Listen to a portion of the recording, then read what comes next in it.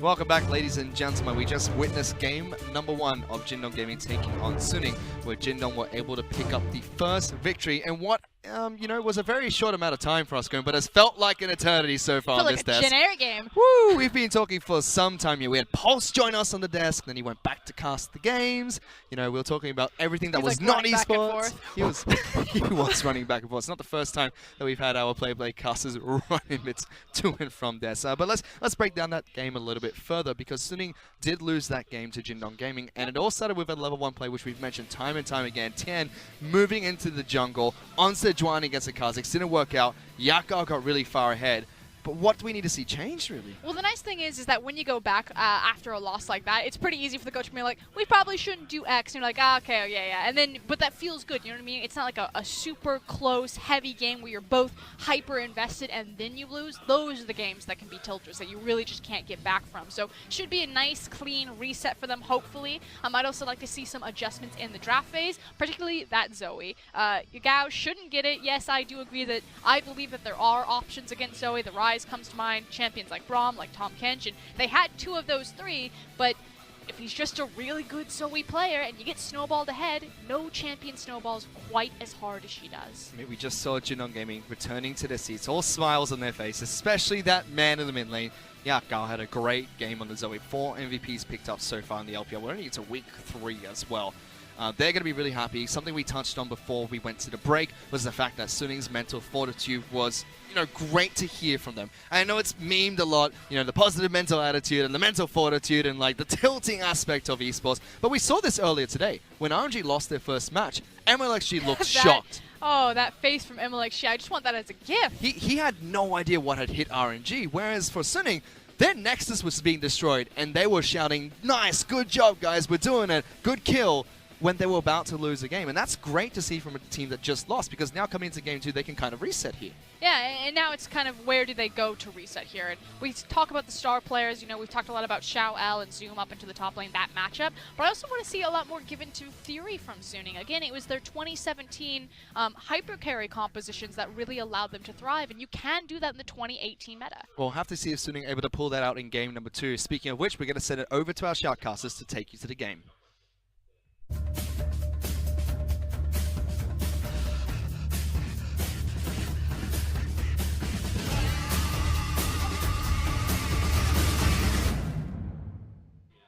Thank you so much, guys. And I just honestly have to echo those sentiments, because when you're dealing 58% of your team's damage as a champion, Zoe, I feel like you should be banning it at some point, regardless if you have the tools to try and stop it. Yeah, there was a point in time when they were sieging the high ground that he hit 6 skill shots in a row, and that was almost 20,000 damage right there. 20,000 damage? That was something like that. It was really, really crazy, like how much damage was. Probably not 20,000. 20,000 is a bit overblown. That was an iBoy. But he was chunking out like half health or getting people down to 30% just with that Zoe pick. I will say what's interesting about the Zoe dynamic is I feel like this might be the first time we see Suning Gaming on the blue side, because when you're on the blue side, then it forces the enemy team to react to the possibility of a Zoe pick. And we haven't seen Suning play a single blue side game. They're a purely red side counter for night game. So if the Zoe pick does change some dynamics, I think that would be a very interesting point. Yeah, well actually... Oh, actually I made the right predictions. Yeah, so Suning actually playing on the blue side. I'm such a genius. The coach is thinking the exact same thing. You're 100% genius. I bow to your wisdom, Mr. Clement.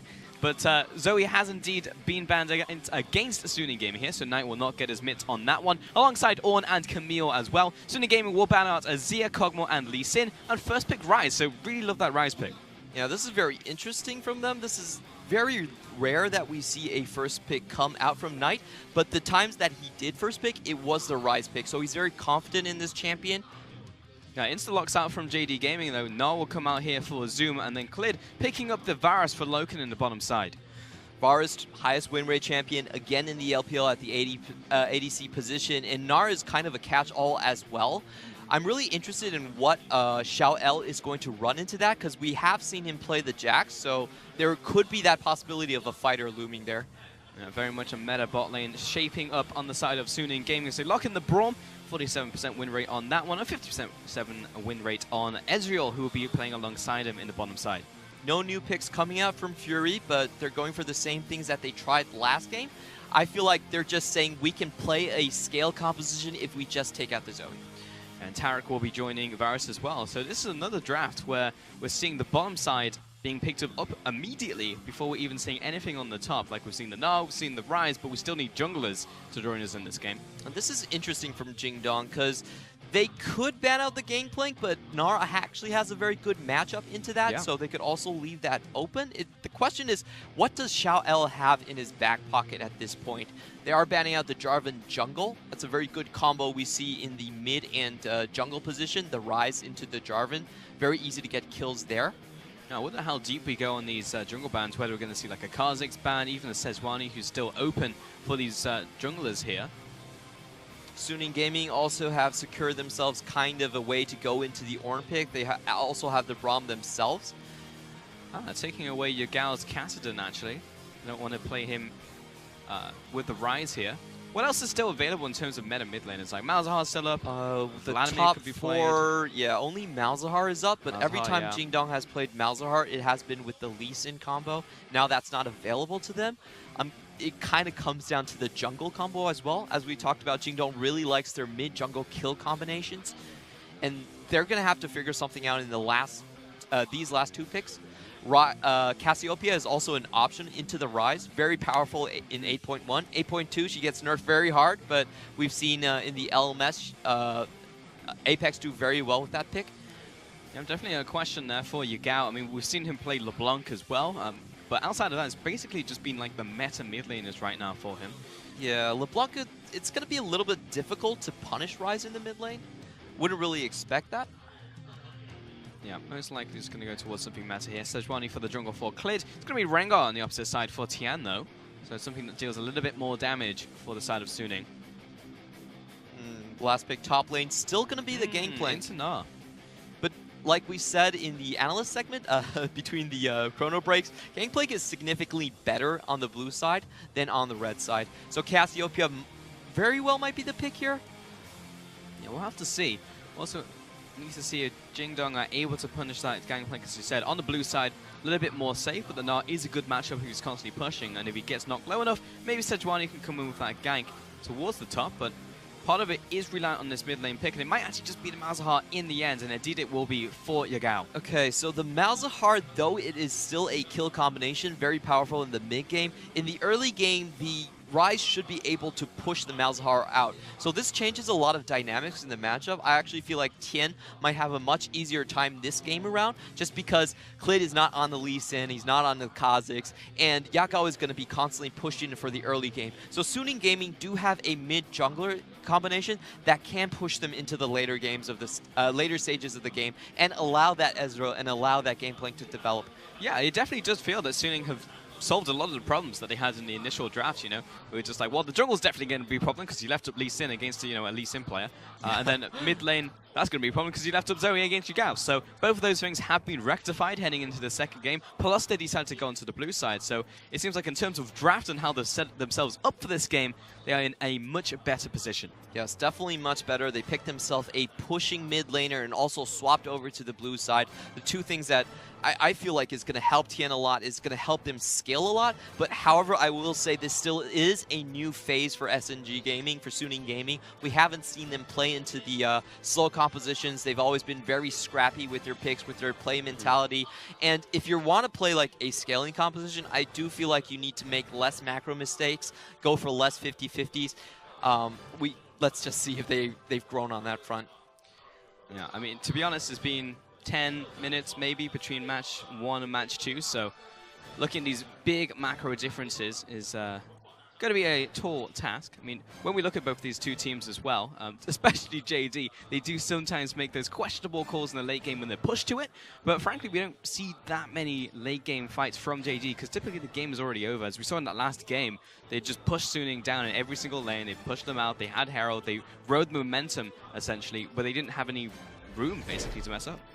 Yeah, they're just so far ahead in the previous game in Jingdong. Even though they went for that kind of risky Baron play, everything was still kind of fine.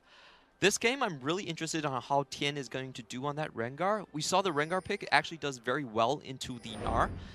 Basically means that if you want a team fight, the Gnar has to be in Mega. If it's Mini Gnar, it usually doesn't have enough defenses to kind of hold the damage.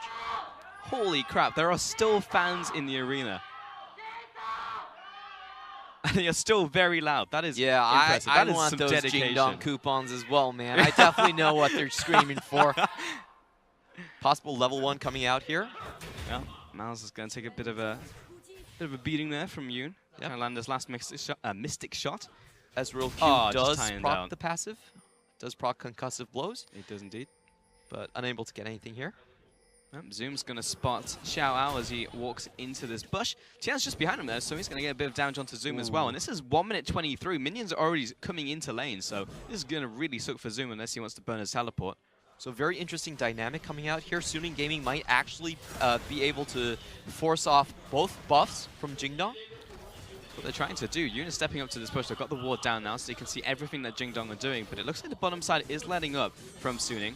Tian's going to take this red buff here, and Clid will be able to claim his own blue buff. But he will not be able to head into the bottom side to get his second buff here. Yeah, I feel bad for Fury. So the reason he was doing that play is because he has Kleptomancy, and he didn't get anything off of it. He landed 3 or 4 Qs, but no luck there. Yeah, it feels bad, man. This is 8.1 as well, so the drop rate has not been nerfed just yet, pre-15. So Fury should have gotten something, but unfortunately did not. In the end, has gone for Minion Dematerializer. In fact, we have 5 in this game. Ooh, the question here is, where does Sejuani go right now? If you look at her pathing, there aren't a lot of good options. She doesn't really want to contest Tian's bottom side of the jungle because that mid lane is pushing so hard for Knight. Yeah, Suning actually winning the game 2 vote here, which is very interesting considering how game 1 went. Maybe they're thinking along the same lines as you here, Clement. Well, it does seem like Suning is very fast. They got their mice to the venue, so that's probably why they're getting such high scoring rates. Clid is stuck in such a bad jungle pathing right now. Yeah, pretty much trapped. Nice sidestep from Fury. He's going to get a lot of punish down onto Mao. In fact, may even get the kill here as the Ignite comes out, and the last missing shot even connects. But Loken is able to just zone him away from the tower at the very least. Yeah, that's a very steady play from Luma right there, holding on to all of his summoners. Nothing is phasing him. So it's Luma, right? Because I got memes by the Chinese community. Yeah, so what Jingdong said was when you said LV Mao, they said, oh, actually, he's called Gucci Mao. Having a bit of fun with you right there. It is very hard to pronounce in Mandarin for English speakers because I don't think confirm. that... Yeah, that definitely does not exist Definitely looks English. like a V to me. But it's Lu Mao. I'll call him Mao. Yeah, we have a lot of cats in this league, to be honest. We have Cat, we have Lu Mao, we have Meow. We've got Frostcure and Mao Mao. I don't get why you guys like cats so much. It's not just us, it's China as well, mate. You're going overboard with the names. That's what I would say. It's not an LMS thing. But coming back to this a little, I just want to mention how far Tian is ahead in this jungle matchup. You could see him do basically 3 sides of full clears. He's up in CS, 15 CS at this point. This is going to get him level 6 incredibly fast. And I'm not 2-level advantage. Yeah, 2-level advantage. I'm not sure how Jingdong is going to hold against that first Rengar gang. I feel like the top lane could be a prime target for that. Yeah, it's actually really interesting that Suning have decided to adapt, and the way that they do adapt is attacking the jungle so hard because the Sejuani was picked up by Clid, which is very interesting. Yeah, that definitely shows that Tian was not phased by that game 1. Like, he's bring it on, Clid. You're not on your Lee Sin, you know, I'm not afraid of you. Yeah, you don't have your Lee Sin. What else have you got? We've also taken away the Jarvan, so you have to go back onto that tank jungler. And Tian, he's just gotten level 5, but he's looking for that initial gank. He's actually trying to invade here as well. Looks like he will be spotted out by this ward, so pings go down naturally by JD. He has an extra long sword on this at this point, and you can see the Braum is also moving over, so this is going to be no contest from Jingdong. Yeah, not going to happen. Level 4 just picked up from Clid as he walks towards his bottom side. Teleport back into lane from Yagao. So he will be able to provide cover fire for Clid if he meets Rengar in the jungle. But it's actually Knight who's moving first here as Tian moves towards these wolves. The mid laners are rotating over here as well, but Knight really does have the inner track. Yeah, absolutely does. Yagao turns the corner, doesn't have the level 6 just yet, but Malefic Visions will take him down to half. Regardless of that, Tian still gives him enough time to take away the wolf camp. So if we think about the number of camps that Rengar has actually taken away, the answer would be 4 camps that he's currently been able to get from Klid's jungle, and Klid has actually not been able to get a single camp back from Suning's side. So that's a massive difference right there. And I think it's really affecting the bot lane matchup. If you look at the bot lane, Loken and Lu Mao should not be losing this lane, actually. They do have the pushing advantage. Even though that Suning Gaming did opt into those minion dematerializers, but this laning phase is going worse than it should be. Yeah, significantly worse. And Gangplank, actually, he's actually not doing that well in the top lane. I thought he would be more stabilized than he is. Actually went for the Sheen first as well into Zoom. There's a pretty sizable gold lead in terms of CS at the very least. I haven't managed to punish him with any dives just yet, just because of how far Klid is behind in the jungle right now. This is very interesting. Now, in the Gnar matchup, he is supposed to punish the Gangplank pretty hard, and I think it does have a lot to do with how Tien was in the bottom side of the jungle while Klid was farming around Raptors. Yep. So that was probably the you can see Xiaoel's CS score is probably the consequence of that. But I totally agree with you. Like, he started the Zoom lane is phase winning with like pretty hard. half his health. Yeah. Yeah, because even so, like at that point, if you're the Gangplank, you definitely use all of your parlays just hitting the Gnar just to chunk him out of lane. So unless he went for the early TP, I'm not sure how Zoom did so well. But, you know, Zoom was one of these players we were talking up. I know Raz talking from the LSPL knowledge that Zoom was actually a pretty good player, someone we should be looking out for. So it's cool to see him do well against Xiao here. Really good tank player. We've seen it on the Gangplank, on the Ornn, on the Vladimir as well. And compared to Xiaoel, it's a pretty interesting contrast. Xiaoel actually had the most solo kills for a top laner in the previous split. So very fighter-centric, wants to do a lot of things in lane. They're setting up for a blue engage right here. Tien is already level 6. Oh, he's going to get locked down by the Nethergrass though, and Klid's over the wall looking to punish this. Rengar is not working out too well, but what a snipe from Fury from downtown will take out the jungler. And Tien somehow still alive. Yoon with the backup, Fury with the heal as well. And this is going disastrously wrong for JD.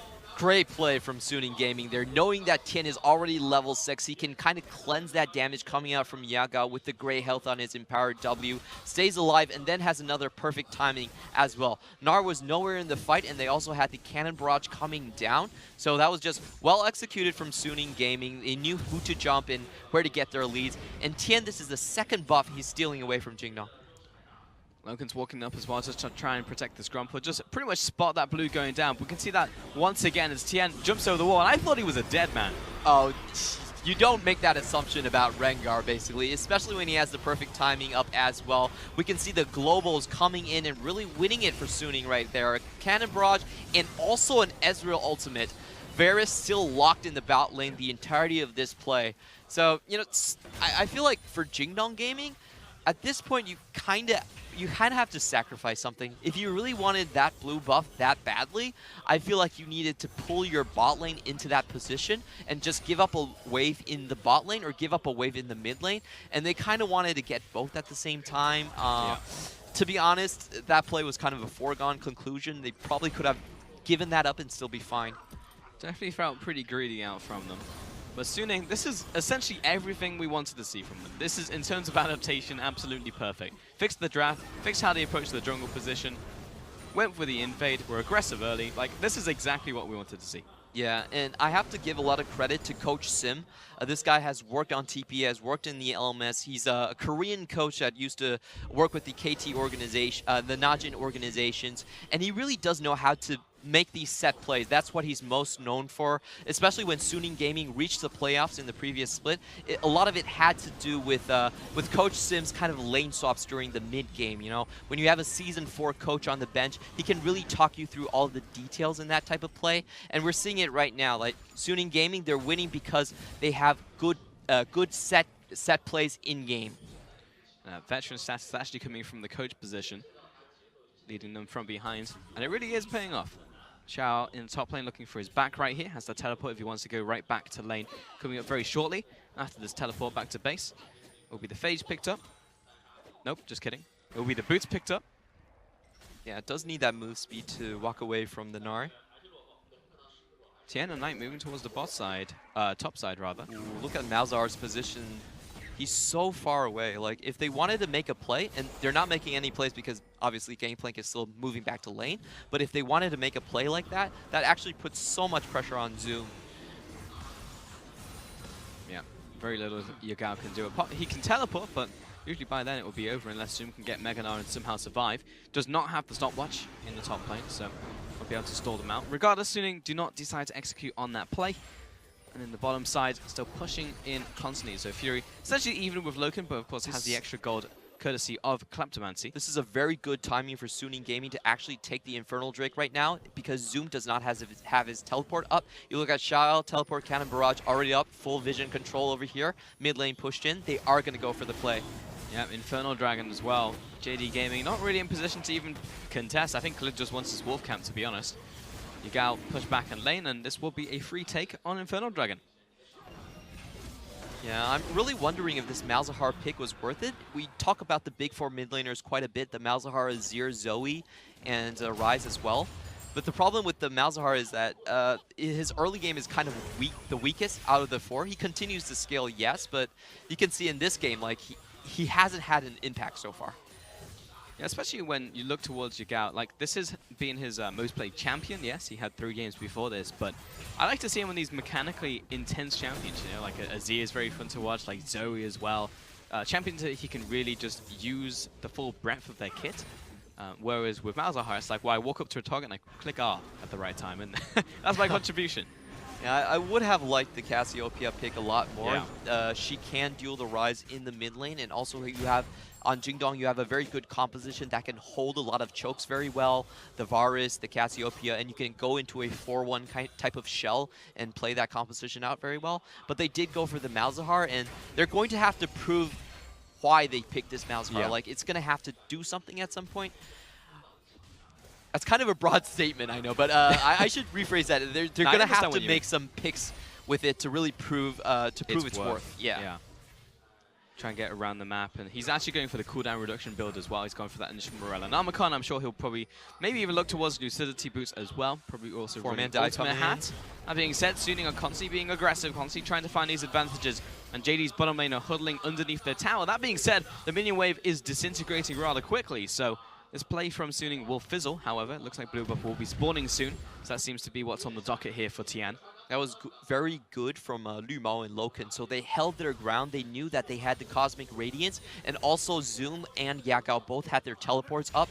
They knew SNG was trying to scare them off their tower and make them lose farm and probably lose that first brick gold, but they held their ground right there. So that was a very daring play by them, even though it doesn't seem like they did much, but that was actually a very good play by them. Yep. Xiao, he's farming, and he's farming. There's the Gangplank life, and it looks like he's going back, and he has enough gold for the Strike Force. That's what I predict. In the bottom side, was the blue buff taken away? It looked like it from Tian. So pretty much, JD have not had a single blue buff this game, which also hurts Yagao, because that will help him out if he is looking for those picks. And that whole bottom side has just been watered up from Suning, and quite frankly, it looks like this entire map has been reversed, and it's a carbon copy of the first game, except Suning are the ones on the blue side, pushing over that vision and destroying the jungle roll. It's a good play from Suning again. They contemplated maybe going a 4-man dive, realized that Jingdong has just backed off, and did not expend any extra unneeded resources in that. Secures the first brick. Yeah, a bunch of gold over to the bottom of Fury, who's getting bigger and bigger and bigger. Mid lane also with that initial Abyssal Mask from Knight. And top lane has completed its Triforce as well. So big item spikes across the board from Suning. And likewise from JD, they also managed to catch up. They're not actually that far. I was going to say not that far behind on gold, but they are 3,500 yeah, that's behind pretty them. far. You also have to factor in the Infernal Drake as well. So Suning Gaming definitely, I'd say they're pretty far in the lead. The scaling also kind of works for them as well in terms of like the 80 position. We just need to see them start fighting, to be honest, because right now this has been very much tempered. This is not how I expected Suning to gain their advantage in the early game. I was expecting very much for them to be hyper-aggressive to get it against JD, but pretty much they've just made macro plays. Yeah, that's what Coach Sim will do. He is a very Korean coach, and Suning Gaming was kind of described as the Korean team in the LPL last split. Suning Gaming now going for a 2-for-1 trade. So if Jingdong Gaming actually want to equalize this, they will have to push into this tier 2 tower. I don't think they can do it. Cannon Barrage is almost up. So if they allow this to happen, Suning Gaming is going to be incredibly happy. Yeah, it's continuously pushing. Going back, trying to clear out the minion wave, but no one's actually helping him. I don't know why this has just been allowed to happen. JD are just pushing in. They've taken the bot side. They're looking towards this inner tower. Now they're looking for the dive. GP goes into the status effect, but he's not going to be alive for much longer. Yoon is trying to protect him, but they've got the help out from Tarek's ultimate. He had to flash away on this one, and Yoon also backing away, so the tower falls in exchange for a Rift Herald topside and a tower. Yeah, so they do manage to equalize the 2v2 in a sense, but that was a lot of things expended for both sides. I think for Jingdong, you could see 2 summoners expended. For Gangplank, just 1 flash. Yeah, overall still, I think overall still good for Jingdong. Like, they managed to equalize that trade, even though it was pretty dicey. They had a very good timer on the Cannon Barrage. If the Cannon Barrage was up maybe 5 or 6 seconds, then that play would not have been available. Yeah, and there's also an inner turret on the bot side as well. That being said, with the Herald now being in play, Tien might be able to crack the mid lane tower with it. I don't know how scratched up that tower is in the mid lane, but Suning do have the next play. And I feel like Yakao is telling his team, like, it's not my fault I can't hold this mid tower. I've seen no blue buffs. I do not know what a blue buff looks like. Yeah. It's going to be very difficult for them to wave clear. Yeah, they might need the Gnar in the mid lane at some point, just like go over there and kind of hold that wave out. Bad. Yeah. Yeah, put Yagao into a side lane. He's got the Unsealed Spellbook, but it's about half cooldown on that teleport left. They want to put him in the side lane. And instead, JD are trying to make another proactive play into the top side now, moving jungle and the bottom lane up there, try and knock down this tower. Does look like they're backing off now, though. Sejuani going into the jungle. Has been warded out. The wards scattered all over JD Gaming's top side of the map. Suning Gaming constantly keeping track of where Khalid is, his whereabouts and what he's doing. And Tien knows this red buff's up, so he would like to contest it. However, 4 members of JD are here to defend. But this leaves the mid lane tower open, and unfortunately there's actually a resetting of the red buff. If we look at Tien's CS right now, he's really massive. 17 minutes in, already has double items completed, especially that Duskblade. This is going to create situations where if Zoom is not Mega Gnar, he can be instantly taken out of the fight. They need to be very careful about proceeding into this dragon area for Jingdong. I'm actually a little surprised that Tien didn't just instantly place down that Rift Herald there to crack the mid lane tower, but they might be able to get it without even using it. Yeah, this is actually pretty interesting. It's pretty much down to 1 shot right now, so if the Herald is used, it should go down no problem. And I guess it's like, what do you do after that play? Because you open up the middle of the map, but they already have control over the top side, so maybe they rotate down towards the bottom side because now Dragon is available. It will be an Ocean Dragon. I think what Tien is holding his Herald on to do is try to fork Jingdong. So if Jingdong try to go for the Drake, they can put Herald in mid lane and draw the players towards mid rather than taking the Ocean Drake. Let's see if that's what he's going to do now that this is the chance he would do it if he wanted to do that. Possibility here. Okay, he so he is going for the play. He's running out of time, unfortunately. On the bottom, Clear taking this dragon, but yeah, I mean, there's no defending this because as soon as Herald starts charging, Herald's going to go down. So they'll pick it up. Suning not following the Herald for the next push, so they'll be happy and content with the middle tower falling, and then trying to pivot around now that pressure that they've created for themselves. The best situation for Suning there, actually like 3 minutes ago, was to drop the Herald mid and then try to get the Ocean Drake at the same time. That was kind of like the fork they were going for. But this is still fine. They still get the main objective that they do want to take down. And it's going to open a lot of ground for Tien to start impacting the map quite heavily. Yeah, looking for that fork. Do you play chess, Clement? Oh, yeah. That's a chess term. I do play some chess. I'm really bad at it, though. League of Legends and StarCraft are definitely more of my thing. Yeah, love me some RTS, but right now, pretty much just moving around the map, putting their pieces in the right places. And Zoom farming up as well. Honestly, haven't seen a lot of Zoom this entire game. He's just been in side lane constantly. And I have this feeling that you're probably not going to see that much of him. It's going to be very hard for him to actually split push when Rengar is this far ahead of your own jungler. Like, the Rengar can very easily kill you in 2 rotations at this point. I don't think he has any armor items aside from ninja tabbies. So if you look at what Zoom is doing right now, he's like, nope, I'm not going past the river. No, even though his minion wave's already there, he's like, nope, I'm not going past there. I'm going to be safe. Yeah, I'm going to stay away from the knife cat. Yep. Yeah.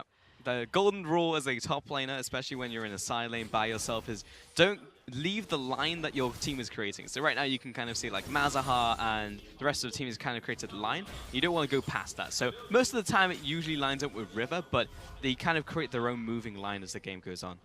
I think this was a very smart pick for the Rengar to come out. You can see the effects it's having on the Gnar. I mean, it was double jungle bans against him, and yeah, whoops indeed. Clid caught out in his own jungle. Suni will be happy with this pick, and that is multiple pings going down onto Baron. Yeah, he was sitting on a ward right there.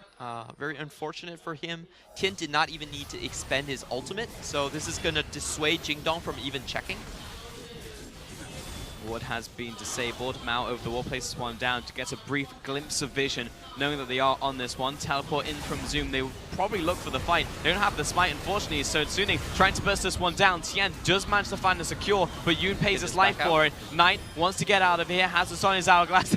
Oh! And Fury walks in there as well, manages to get out alive, and Tien will fast recall in the jungle of JD. That was hilarious because we have seen a lot of Rise ultimates, Realm Warps, not taking their teammates with them. So, close call by Fury there, does get on the last train and dodges all of that danger. Top tower using that bit of time that they got with the pick. JD will manage to pick up one tower in the top side. Clid defending mid as well. Xiao was just hammering away at the tower using the minion wave that was there, baroning it up on top of that. But soon in gaming, the ball is back in their court. They're not that far ahead in gold. It's only 4K advantage, but in terms of like the scaling, in terms of the map control right now, Suning are pretty much in full control of this game.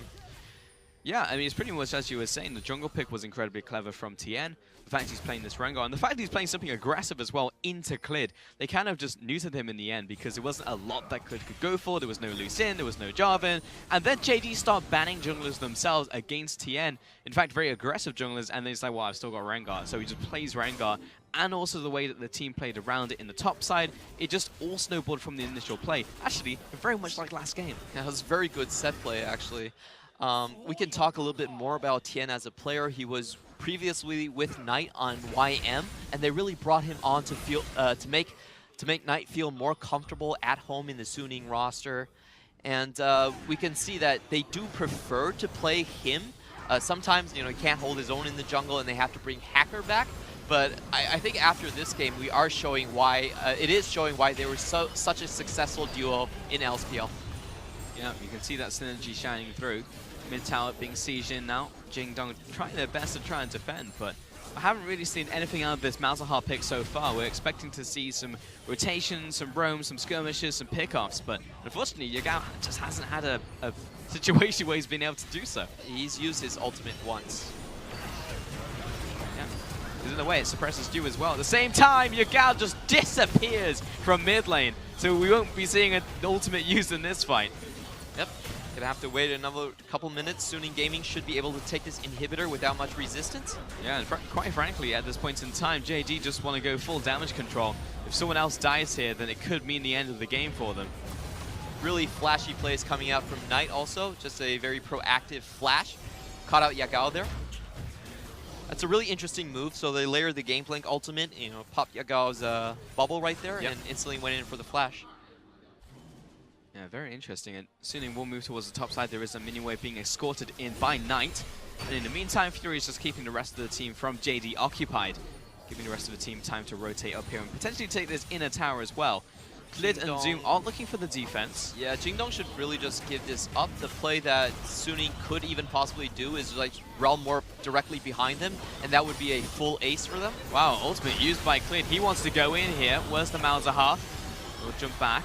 There's the Malzahar ultimate onto the front line. It's onto Knight as well. Does he have the Realm Warps on his? That's what he's looking for, but he's going to die before he can use it. All right, I misread that. Jingdong, you know, came up with the better play, went all in right there. I felt like Suning Gaming had a very strong position at that point. Like, they were very far ahead, you know, the Infernal Drake, the items and stuff like that. But Jingdong Gaming does come out with the surprise 5-man.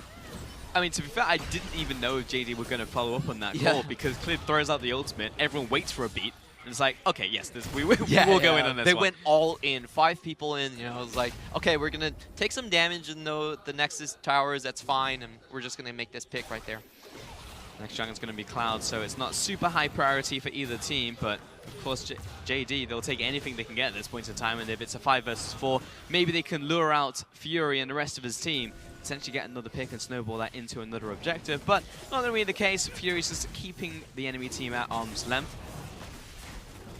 At this point, it's worth a mention that Suning Gaming has out-leveled Jingdong quite heavily, so this does give them minion pushing advantage. This means that they don't need to set up a slow push in any of their lanes. The game mechanics will actually do that for them. So what you see teams like WD really like to do in these types of situations is that they'll start to group more as 5 and just move between the lanes. Even though a lot of times when we talk about split pushing, you talk about like sending the waves in together. In these situations, a lot of times what you can do is you can actually prep before the wave. You want the wave to crash in alternate fashion, so you can go in one lane, prep the wave, get some chip damage, and then move to another lane, clear out the entire enemy wave, and then do that again and again. And this is what we're seeing right now. Rinse and repeat. Go back towards the top side, and unfortunately, JD are not in position really to do anything, and also the tower is essentially standing gold at that point. Yagao pushing out into the mid lane. There is an inhibitor down, so he needs to keep it as far away as possible if they are going to try and defend this top tower.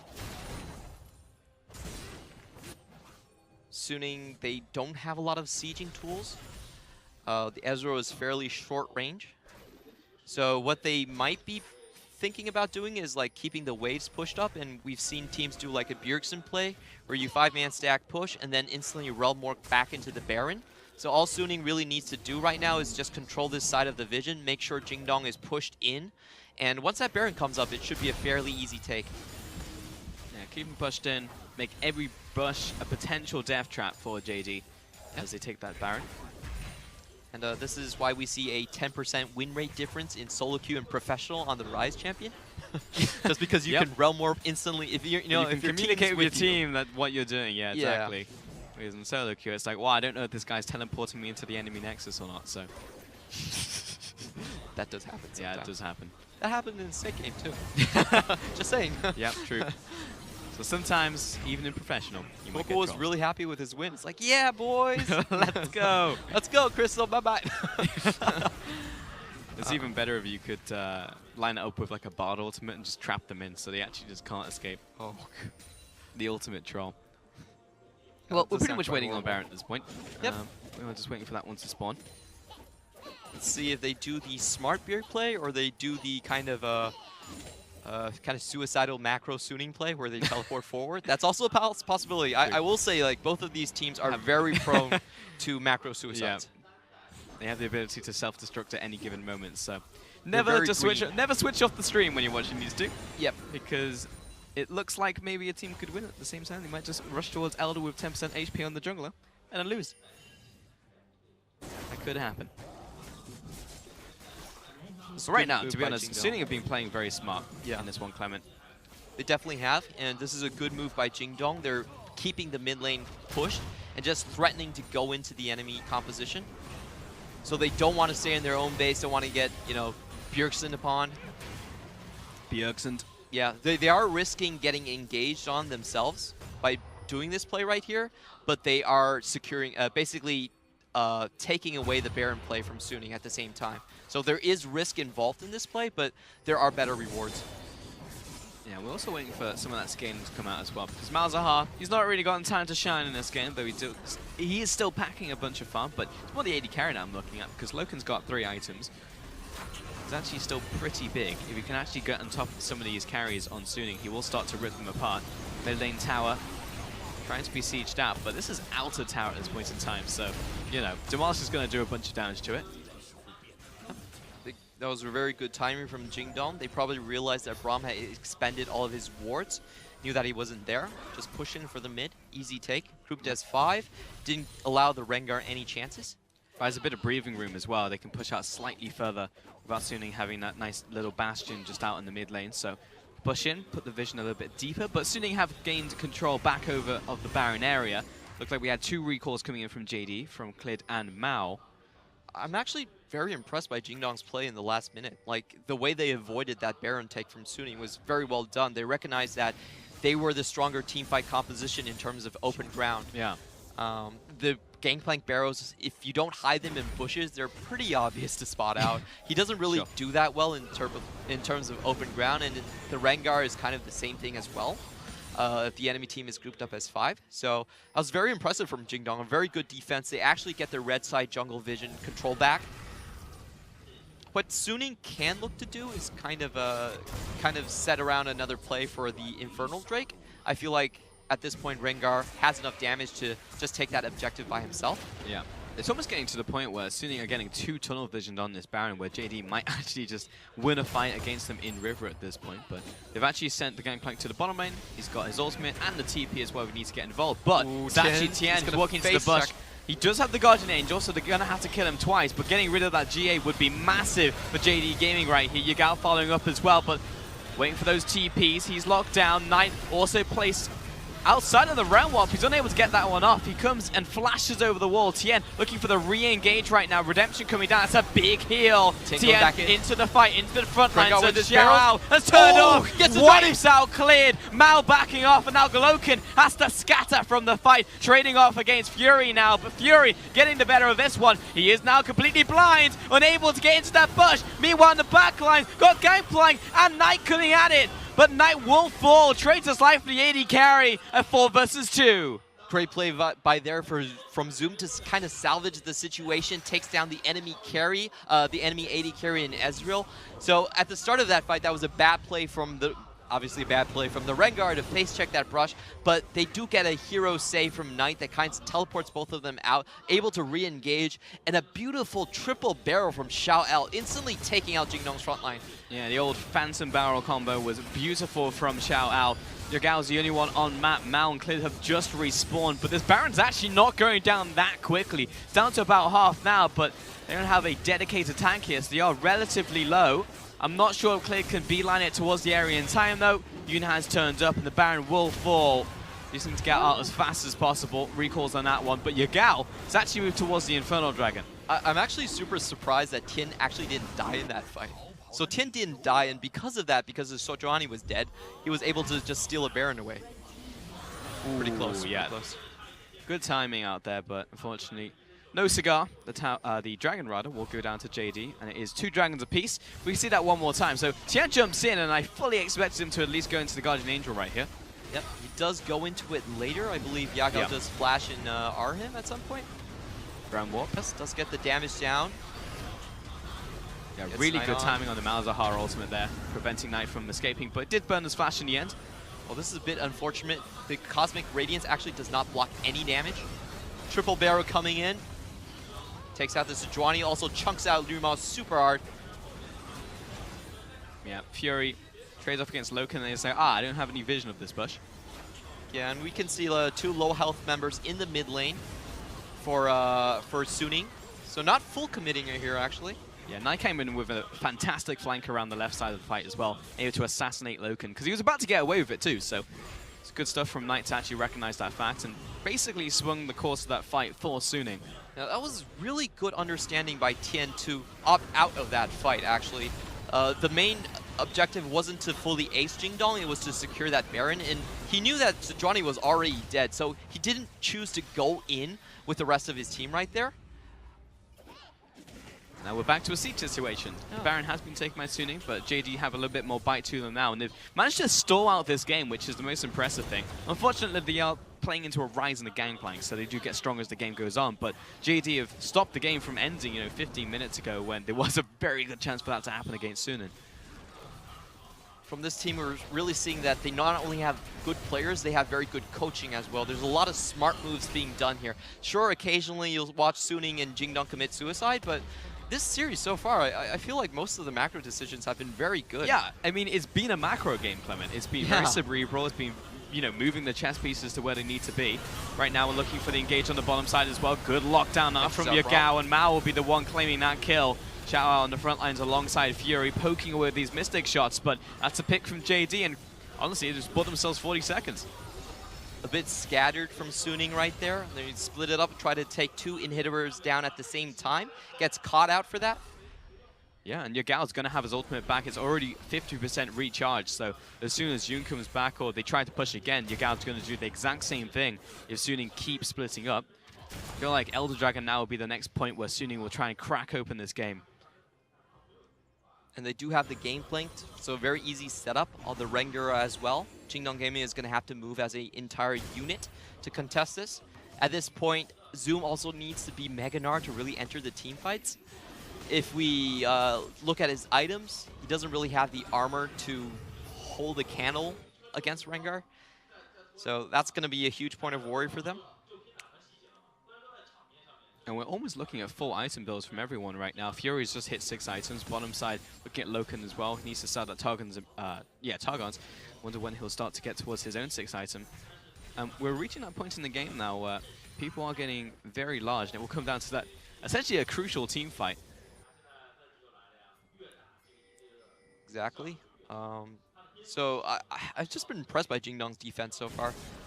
If you remember the early parts of the game, Suning Gaming were very far ahead. They were Infernal Drakes ahead. They had the mid lane constantly pushing. Tien was massive. He took so many camps away from Clid. And now we're seeing the game still kind of go back into that one team fight scenario. Stabilize, so, yeah. Yeah, very good for Jingdong. Because it looked like, honestly, the game was going to snowball, much like Game 1, in fact, when Clid completely decimated Tien. Tien did the same thing to him in Game 2, but yeah, it's pretty much just how a lot of these fights and these picks have played out. The fact that Malzahar exists in the late game is obviously an issue, because we can't as effectively pull off these split plays, because if Knight puts one step wrong in the middle lane inhibitor, then he gets locked down, he dies. We'll look for another engage here. Clid whiffing the ultimate. That's going to suck. However, Fury's still trapped in the latent embrace of the ultimate. Ultimate comes across as well. Shrisha Barrage, Zoom, very low, needs to jump back, will hop to relative safety. And both inhibitors do eventually go down, so good stuff from Suning. That was a weird move by Jingdong. Once they missed Clid's ultimate, they should have backed off. They actually gave the mid inhibitor for free. Very calm play from Knight right there, recognizing that the Jingdong engage was not going to work. So he just stands in front of the inhibitor and takes that down. And that's going to be very crucial because Elder Dragon spawns in 1 minute, Baron spawns in 2 minutes, inhibitors will not be up for that. So JD, they will need to push out as far as they can pretty much in these lanes, try and keep those minions at bay. Unfortunately, that will result in a much bigger wave crashing later, but just trying to stall out some time so they can at least contest these objectives. Otherwise, Suning will essentially pick them up for free. This is very unfortunate for Jingdong because of the timers. You can see that there's a 46-second disparity between the Elder Drake and the Baron. What this means is that Suning can actually set up for the Elder Drake and then go for the Baron. So there's no situation where Jingdong can possibly pick one and kind of like fork the play right there. So if I'm Suning, I'm just going to try to draw like one fight at a time. Well, they might be able to, as long as they can stall, which I don't know how they would necessarily do that, but they could still look for a fork if JD push out. Yeah, if they let the timers run out, then certainly that would be an opportunity for Jingdong. What Suning can do is they can push the waves in, use the Realm Warp, instantly go to the Elder Drake. That is a play that's frankly quite easy for them to execute at this point. We can see Jingdong are very aware of this as well. They're placing a lot of vision for that Elder.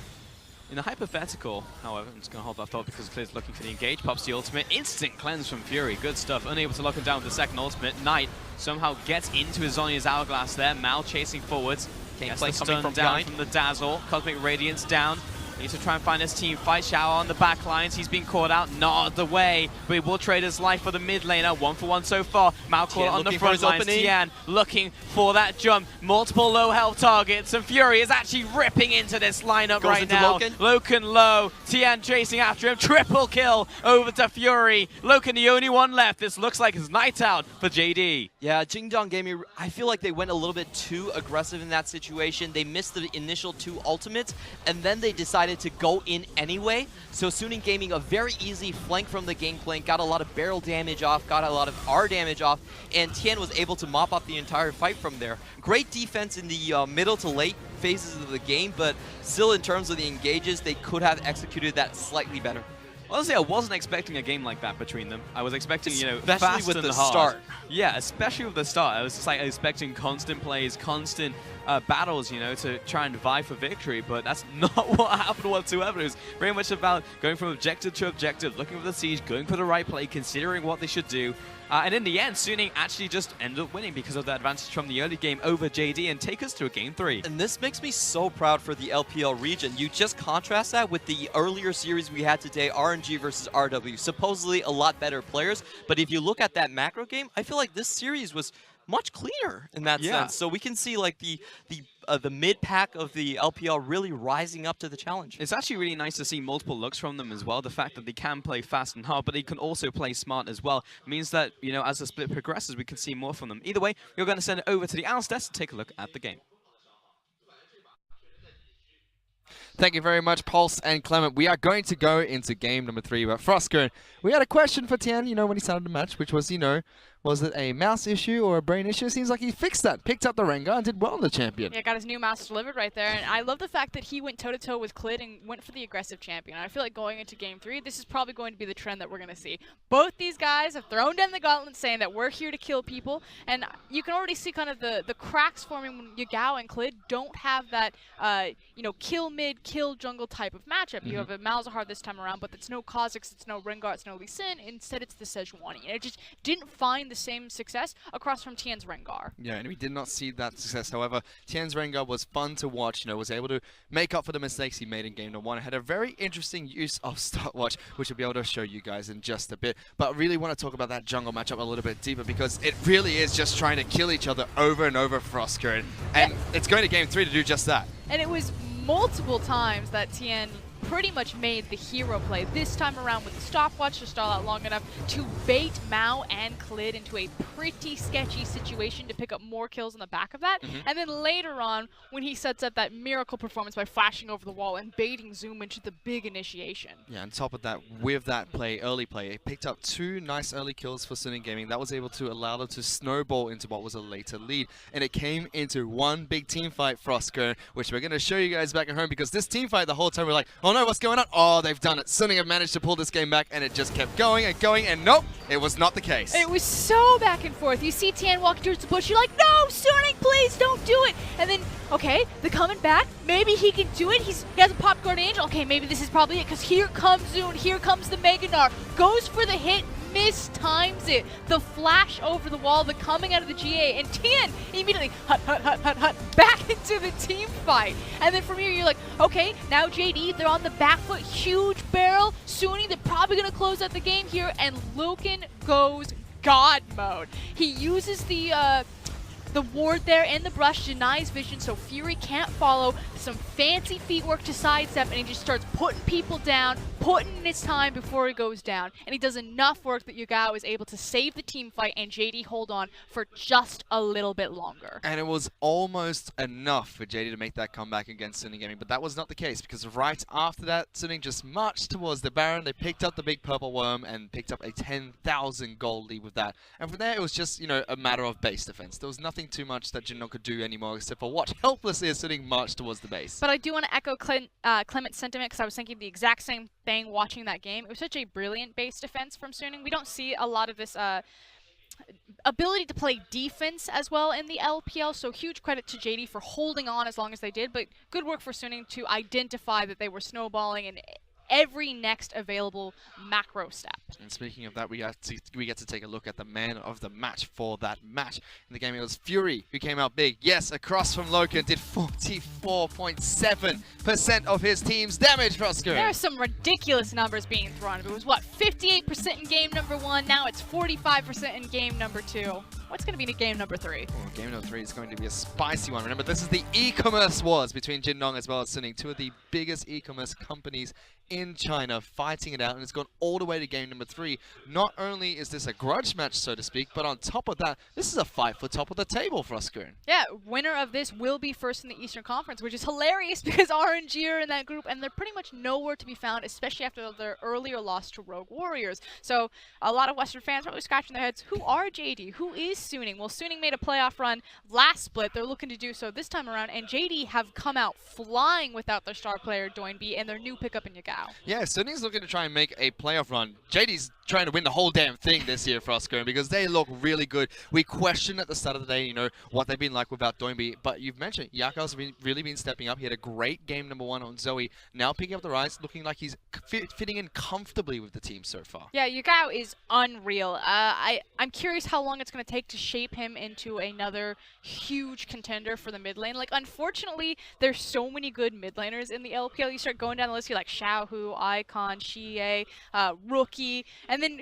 maybe you start getting towards like Yagao, and at that point you're 5, you're almost halfway through the league, and so unfortunately to be a great player, you're almost just kind of like a mid-tier mid in the LPL. On top of that, he's across from another player that's quite similar in Knight. When we started out the day, we were like, you know, he's really well known for his control mages, and then we got a message from Raz saying has his assassins. He also has his assassins as well, so this is an all-round player that's been doing well so far in this series, but he hasn't really been standing out like we expected him to, and it's really been the Yagao show from the side of Jindong. Is that something that he needs to do? Does he need to step up a bit? I think it comes down to the credit and his synergy with Tian as well. Clement was talking about it during the cast, and especially across from Yagao and Clid, Tian and Knight really need to hold on to that friendship that they built on Young Miracles to survive this series. Well, we'll have to see if they're able to do just that, because currently the series is tied up 1-1. For now, we're going to take a break. We're back with game number 3 in just a bit.